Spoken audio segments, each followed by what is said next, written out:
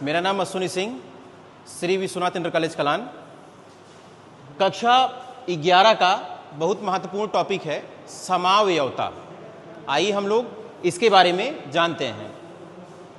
सबसे पहली चीज तो समावयवता कहते किसे हैं?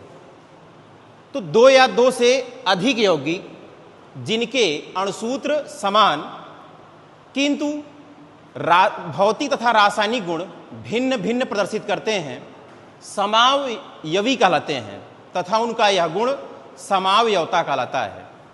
अब जैसे इसमें हम देखते हैं समावयवता, यहां पर C2H6O है अणुसूत्र दोनों का। यहां पर आप देखेंगे एथेनॉल, जिसका कि फार्मूला होता है एथेनॉल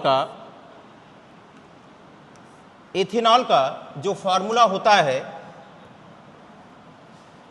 CH3CH2OH। इसमें आप देखिए तो 2 कार्बन है और हाइड्रोजन 3 2 5 1 6 है और ऑक्सीजन केवल 1 है।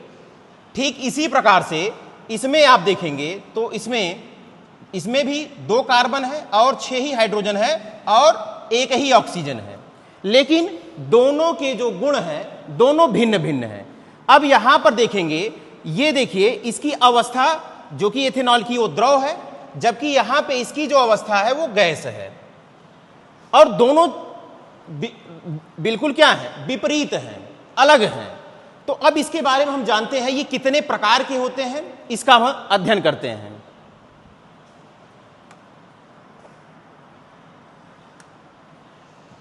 ये टोटल 2 प्रकार के होते हैं। सबसे पहला जो है वो है संरचनात्मक समावयवता। संरचनात्मक समावयवता, इसमें देखिए संरचनात्मक समावयवता जिसको हम बोलते हैं स्ट्रक्चरल आइसोमेरिज्म, और दूसरा जो है त्रिविम समावयवता जिसको हम बोलते हैं स्टीरियो आइसोमेरिज्म बोलते हैं। अब हम बात करते हैं जो कि संरचनात्मक समावयवता की, तो इसका जो डिफिनीशन होता है 2 या 2 से अधिक यौगिक जिनके अणुसूत्र समान किंतु इनके जो संरचना होती है वो भिन्न भिन्न जब प्रदर्शित करते हैं तो उसी को हम संरचनात्मक समावयवी कहते हैं तथा इनके इस गुण को संरचनात्मक समावयवता कहते हैं। अब ये होते कितने प्रकार के हैं, सबसे पहले हम इसको देखते हैं ये कितने प्रकार के होते हैं।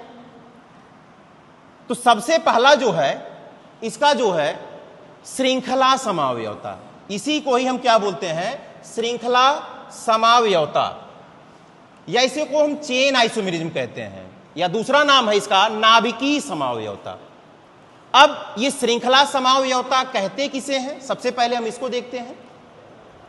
तो 2 या 2 से अधिक यौगिक, जब 2 या 2 से अधिक यौगिक जिनके अणुसूत्र समान हो किंतु इसका क्या होता है, श्रृंखला, जब श्रृंखला क्या हो, भिन्न भिन्न प्रदर्शित करते हैं, उसी को हम कहते हैं श्रृंखला समावयवी, तथा इनके गुण को हम क्या कहते हैं, श्रृंखला समावयवता कहते हैं। अब जैसे हम यहां पर देखते हैं, हम यहां पर लेते हैं C4H10। अब ये देखिए किस प्रकार से व्यवस्थित है, जैसे यहां पे हमने लिया है CH3 CH2 CH2 CH3। यहां पर अगर आप ध्यान से देखिए तो इसमें टोटल 4 कार्बन है और हाइड्रोजनों की जो संख्या है 3 2 5 2 7 3 10 है, टोटल 10 है।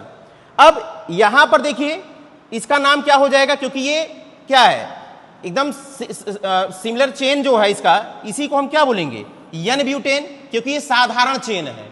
जबकि यहां पर देखेंगे यहां पर क्या होता है, इसमें भी टोटल 4 ही कार्बन है और हाइड्रोजनों की संख्या भी समान है। टोटल कितने हाइड्रोजन है, 10 ही हाइड्रोजन है, लेकिन यहां पर देखिए ये चेन निकल आया है, यानी यहां पर एक इस कार्बन के ऊपर CH3 आकर के जुड़ गया है, तो एक श्रृंखला बन गई है। तो दोनों एक दूसरे के लिए, इसलिए क्या कहलाएंगे, दोनों एक दूसरे के कहलाएंगे, यहां पे क्या, ये दोनों एक दूसरे के श्रृंखला समावयवी कहलाएंगे, श्रृंखला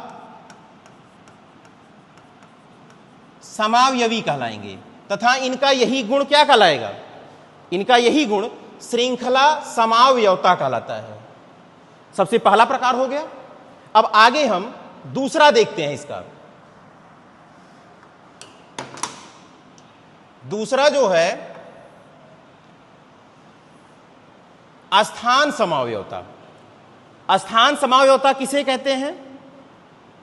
अगर हम स्थान समावयवता की बात करें तो दो या दो से अधिक यौगिक, जब दो या दो से अधिक यौगिक जिनके अणुसूत्र समान हो किंतु क्या हो, जो क्रियात्मक समूह है उसका स्थान क्या हो, भिन्न भिन्न प्रदर्शित करते हैं, उसी को हम क्या बोलते हैं? स्थान समावयवी कहते हैं तथा उनका यह गुण स्थान समावयवता कहलाता है।